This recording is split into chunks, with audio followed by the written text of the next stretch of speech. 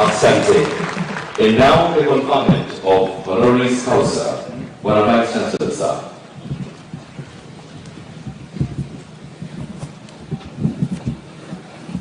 And peacemaker, who is famously known as a safe pair of hands.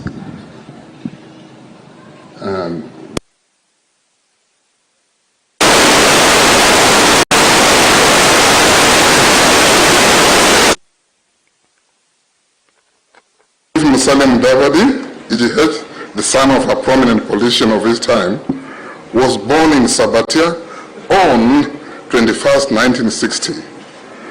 At an early age, he learned the intricacies of his leadership and the need for peace at all material times. He would then become a member of parliament at the age of 28 when he was elected and opposed in a by-election in Sabatia constituency, which was occasioned by the death of his father, and went on to retain the seat a record 4 times. Ladies and gentlemen, with the knowledge he gained from studies in economics at the University of Nairobi, he became a public servant par excellence, serving for over 19 years in 6 ministries and eventually ending up as a vice president, deputy prime minister, and now a prime cabinet secretary.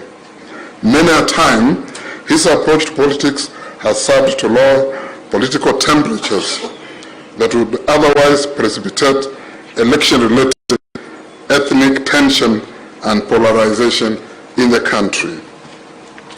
The lowering of political temperatures prescribes and instills positive peace as it builds on societal attitudes that foster lasting peace. He intrinsically exhibits non-aggressive and non-violent behavior in his career and political life. It is these traits and persona that easily predispose him as a promoter of peace that results in sustainable human security and development. In his own words, if people take peace for granted and want violence, the consequences will be unbearable. His Excellency Wycliffe Musalia Mudavadi'S was raised by a Quaker Christian. This undoubtedly influenced his life in many respects to expose humility, pessimism, and the trustworthiness on which peace building is grounded.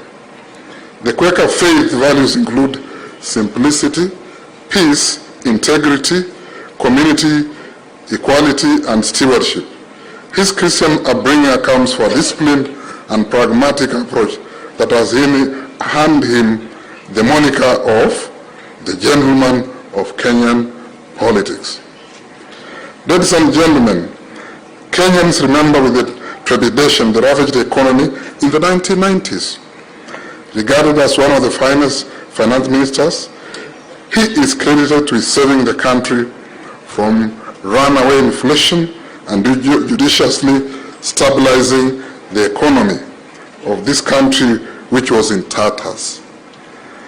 Guided by sustainability ideals, in less than 5 years, between January 1993 and December 1997, he ended the notorious pillaging at the Central Bank of Kenya, reduced inflation rate from 50% to a single digit, and was able to establish the autonomy of the Central Bank of Kenya that laid the foundation for managing the domestic debt. The pinnacle of his peacemaking effort was demonstrated when he was named the team leader of the ODM side in the Kofi Annan mediation team during the 2007 to 2008 post-election violence in Kenya. He was the chairman of the Orange Democratic Movement contingent at what became known as the Serena Corps.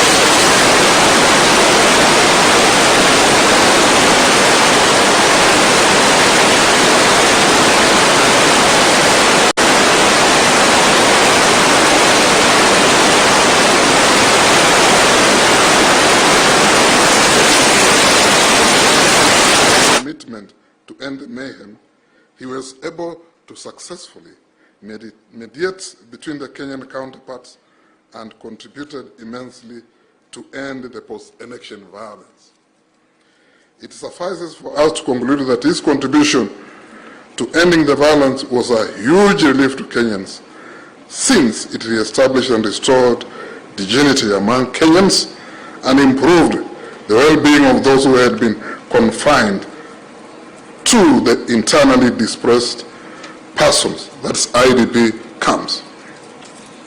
The peace-building momentum that followed thereafter degenerated and restored calmness in what had dodged post-election violence, hotspots which in return secured sustainable development. This appraises His Excellency Wycliffe Musalia Mudavadi'S into a continuum of persons of extraordinary caliber in peace building and sustainable development. Ladies and gentlemen, in 1999 to 2002, His Excellency Wycliffe Musalia Mudavadi'S, as the Minister for Transport and Communication, spearheaded the liberalization of the communications sector through an act of parliament that led to the establishment of the Communications Commission of Kenya. Through this act of boldness and innovation towards an open and competitive telecommunications market, he placed instruments and infrastructure for improved communications and e-commerce. Kenyans can now gladly enjoy over 50 television stations and 190 radio stations and mobile phone operations, which has changed their lives in many ways, including provision of employment opportunities, increased business prospects through advertisements, and increased democratic space, among others. These avenues of sustainable livelihoods have created and secured trajectories for sustainable development and expanded space to propagate peace-building initiatives. His Excellency Wycliffe Musalia Mudavadi'S, while serving as the Minister of Local Government, is credited with the introduction of sessional paper on devolved government under the Constitution of Kenya 2010 to address equitable sharing of public resources.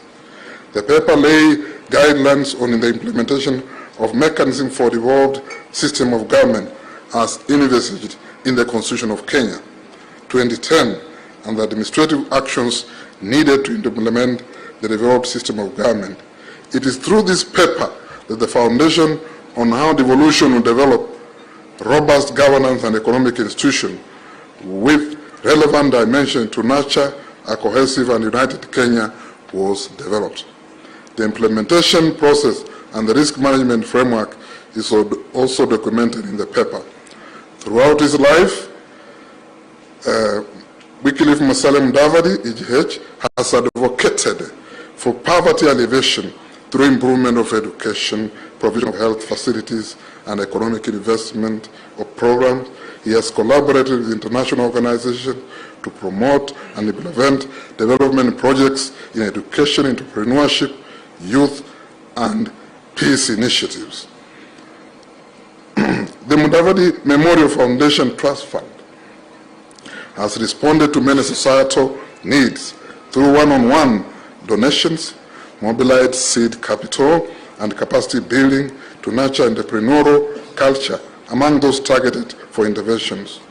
The trust focuses on individuals' development and well-being, but not limited to education, health, and socio-economic development. It can safely be concluded that it has touched many lives, hence led to improved human security, which is very critical for sustainable peace and development. His Excellency Wycliffe Musalia Mudavadi'S has therefore distinguished himself as a benevolent personality through humanitarian assistance and has become an indispensable element of the force that binds people together and gives hope to many. According to him, there is no dignity in poverty. Poverty is dehumanizing, and we must work towards eliminating poverty through equitable allocation of natural resources.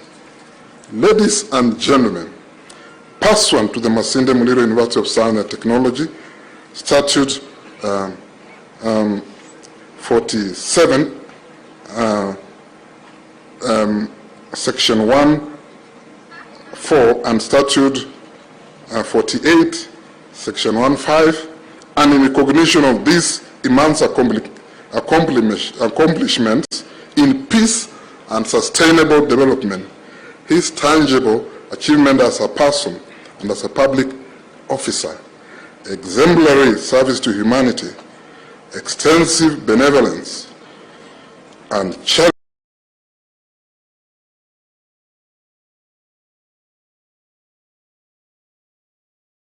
work, the university